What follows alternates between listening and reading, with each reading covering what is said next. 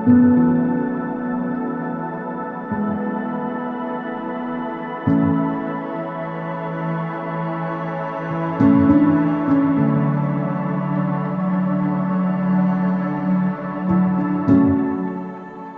had to ask my dad questions about residential school and everything. He just put his head down. That's all he would do. He wouldn't say anything. I asked other aunties and uncles, and they're going, talk about something good. There was nothing ever good there. We got nothing good to say about residential school. When I went to school, I didn't know any of my own language because my mom and dad went to residential school too, and at least from them they were taught, don't you dare, speak your language or you'll get beaten. So I never did. I spoke English all my life. We managed to survive that kind of upbringing as a child. We had to learn how to pray, and all these things that we didn't do after we left. Religion didn't really fit in my life after I left there, but faith did.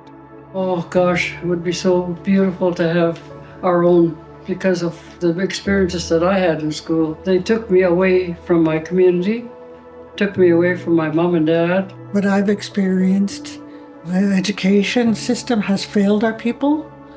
For I myself was pushed through the system. I went to residential school, and by the time I reached grade 8, I couldn't pass grade 8. Finally, I aged out, and I couldn't really get a good paying job because I didn't have a education. Quite a few years back when they were going to build schools there. And I went to the council, I told them we should have our own school. We could have our own teachers. You could be building a school, and when they go to school, they learn something, they can go out and make a life for themselves. That's what I want. We got very smart people, and the ones that didn't go to school. They built everything. I always tell them, don't forget if you can't do it, you go and ask one of the old people, they'll tell you. It's all common sense. You don't learn in school. That's what I really want to see, is our kids learning the right way of doing things. Having a school where you're watching how it's done, and being able to participate and help make something, that's a lot more worth. Like, that's more valuable. Like, they're actually going to retain that information rather than having someone lecture at you. If it's land-based learning that some kids like to do, then that's perfect. I think that a lot of things that are not incorporated in the public schools could be incorporated in this school, including teachings and culture, but also a different way of learning, like a more visual learning. People to help the special needs kids. They just don't have the services in the public school for special needs children.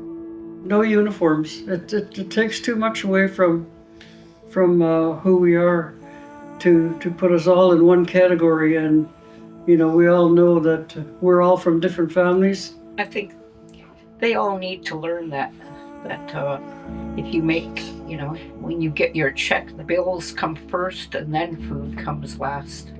Our children need roots in order to have that foundation, and the foundation of those roots is to have pride in who I am as a Squamish Nation person. They would spend part of the morning learning the Squamish tradition, Squamish language, Squamish songs, Squamish dances, the culture. And in the afternoon, they'd be introduced to the English version of education. For me, I look at our traditional oral knowledge is way stronger than the science and technology I learned. When I went to SFU doing political science, what did I learn about? I learned about the white people. Going through that and BCIT, learning, because I did fisheries, forestry, economics, macroeconomics. But everything I learned there is learned, it talks about colonization, talks about science and technology, things that destroyed our way of life forever. In that eco-region of our territory are watersheds. In the watersheds, the flora, fauna, right from the headwaters to the the main stem rivers, tributaries, alpine wetlands, right down to the estuary wetlands and the estuary itself into the marine waters. You know, we have our language talking about these places. That has to take precedence over in science and technology training. Parallel, absolutely, but at the end of the day, the topics and the things are going to be traditional Squamish, indigenous knowledge. Our own school system, it's going to be hard. We're the minority group. To be honest with that, they need to learn academic skills. In my mind, each child should have that benefit to fit into this everyday world. Now, we don't know what it's going to be like when they grow up, right? When I was young, I didn't even know about Facebook. I didn't know about CDs, DVDs. I didn't realize I could, you know, you don't think that far ahead. You don't know what's going to happen in the future. It's not going to help us if our next generation is not smart enough to be with the outside world. When I say outside world, it's going to be like non-nation people. They have the better jobs. We're still trying to get there. And if we're not there, we're not going to make it. And they won't make it. And it's going to be harder on them than us. Make sure that we are equipping them to go beyond the borders of the reserves, get the proper education. Academic is very important to me. It's important to me for my kids and my grandchildren growing up. I guess to learn as much as possible and to be able to walk in two worlds, the Squamish world as well as the outer world, so they can become successful in everything they do. If we can all support one another, then we're going to build stronger humans for the future.